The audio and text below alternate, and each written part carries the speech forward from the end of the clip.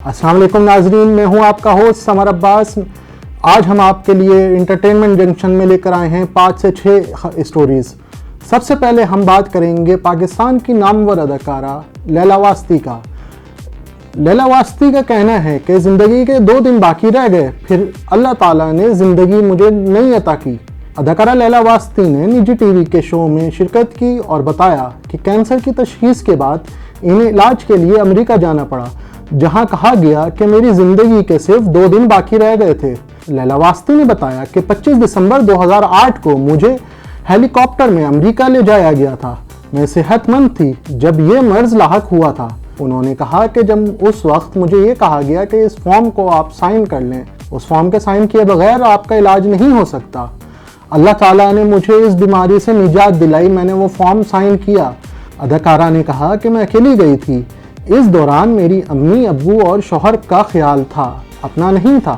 لیلا واسطی نے کہا کہ میرا بون میرو ٹرانسپلانٹ ہوا، کیمو ہوا، میرے سر سے پیر تک رنگت تبدیل ہو گئی تھی، کئی مرتبہ بال منڈوانے پڑے، لیکن اس کے باوجود میں نے ہمت نہیں ہاری اور میرے اللہ نے مجھے ایک نئی زندگی دی۔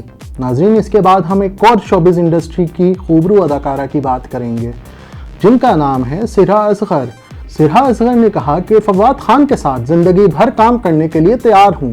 اداکارہ کا مزید کہنا تھا کہ مجھے افطار بنانے اور پکوڑے کھانے کا شوق بھی نہیں ہے، لیکن شوہر عمر کو پکوڑے کھانے کا شوق ہے۔ ہم دونوں چاہے جتنا بھی بنا لیں، لیکن شوہر کو یہ خواہش ہوتی ہے کہ چاٹ اور دیگر چیزیں بھی ہونی چاہیے۔ سرا اصغر نے کہا کہ ایک دن ان کے شوہر نے ساری چیزیں آلو سے بنا ڈالی۔ انہوں نے بتایا کہ نیند کو پوری کرنے کے لیے امریکہ چلی گئی تھی، جب سے احان پیدا ہوا ہے نیند پوری کرنے کا موقع نہیں ملا، اسی لیے بچے کو والدہ کو پکڑا کر ترکی چلی گئی تھی۔ اداکارہ نے بتایا کہ نیو ایئر پر نیند پوری کرنے کے لیے ہم بینکاک چلے گئے تھے، فائر ورکس بھی نہیں دیکھ پائے اور عمر کو بولا کہ سو جائیں۔ سرا اصغر نے بتایا کہ زندگی میں کبھی چائے نہیں پی کیونکہ گھر میں کبھی چائے بنی ہی نہیں، ہاں البتہ چکھی ضرور، وہ بھی اشتہار میں۔ سرا اصغر نے یہاں ایک اور راز سے پردہ فاش کیا۔ انہوں نے کہا کہ وہ مٹھائی بالکل بھی نہیں کھاتی ہیں۔ انہوں نے کہا کہ ان کو مٹھائی کا شیرہ بالکل ناپسند ہے۔ سرا اصغر نے کہا انہیں صرف کافی پسند ہے۔ انہوں نے کہا کہ شادی کے بعد شوہر کو بھی اداکاری سکھا دی ہے اور وہ ریلز میں اچھی اداکاری کر رہے ہیں۔ وہ مجھے بھی بتاتے ہیں کہ تم کہاں صحیح اور کہاں غلط ہو۔ اب ہم بات کرتے ہیں پاکستان شوبز انڈسٹری کے معروف اداکار منیب بٹ کی۔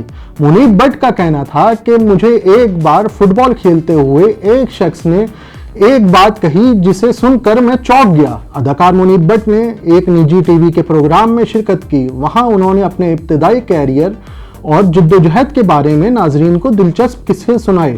انہوں نے بتایا کہ میں نے اداکار بننے کے لیے جان توڑ کوشش کی، لائنوں میں لگ کر آڈیشنز دیے۔ میرے پورے خاندان میں کوئی بھی اس فیلڈ میں نہیں تھا، لیکن میں نے باقاعدہ ایکٹنگ کی کلاسز لیں۔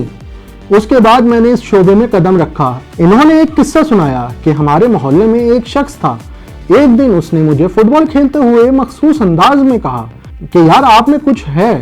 میں نے پوچھا ایسا کیا ہے، تو اس نے کہا کہ کچھ دن بعد ایک ٹی وی ایڈ کی شوٹنگ میں تم آ جانا۔ جب میں صبح 7 بجے اس جگہ پہنچا تو دیکھا کہ 4 کوسٹرز میں لڑکے بڑے ہوئے تھے، میں بھی ادھر جا کے بیٹھ گیا۔ بہرحال جب میں نے وہاں اس بندے کے بارے میں ان لڑکوں سے دریافت کیا تو مجھے پتا چلا کہ وہ جونیئر فنکاروں کا کوآرڈینیٹر تھا۔ اس کا کام ہی یہی تھا کہ سب کو کہتا تھا کہ آپ میں کچھ ہے۔ منیب بٹ کے بعد ہم آتے ہیں اداکارہ صبا فیصل کی طرف۔ سینئر اداکارہ صبا فیصل نے کہا ہے کہ ڈرامہ انڈسٹری میں آنے سے قبل ان کی کپڑوں کی فیکٹری تھی۔ اداکارہ صبا فیصل نے اپنے پرکشش شخصیت اور اداکاری صلاحیتوں کی وجہ سے ڈرامہ انڈسٹری میں اعلیٰ مقام حاصل کیا ہے۔ یاد رہے کہ اداکارہ ڈرامہ انڈسٹری میں قدم رکھنے سے پہلے سرکاری ٹی وی کی نیوز کاسٹر رہ چکی ہیں۔ اس کے علاوہ وہ P T V Lahore centre سے خواتین ٹائم آن لائن پروگرام بھی کرتی تھیں۔ صبا فیصل کی باتیں اور انٹرویوز بہت پسند کیے جاتے ہیں، جس کی وجہ سے وہ آئے دن کسی نہ کسی چینل کو انٹرویو دیتی اور نئے انکشافات کرتی نظر آتی ہیں۔ حال ہی میں سینئر اداکارہ نے ایک نجی ٹی وی کی رمضان ٹرانسمیشن میں انکشاف کیا ہے کہ ڈرامہ انڈسٹری میں آنے سے قبل، کراچی میں منتقل ہونے سے قبل ان کی کپڑوں کی فیکٹری تھی۔ اداکارہ صبا فیصل نے انکشاف کیا کہ وہ اس وقت مسلم لیگ نون کی اہم خواتین بالخصوص کلثوم نواز اور مریم نواز کی کپڑے بھی ڈیزائن کیا کرتی تھیں۔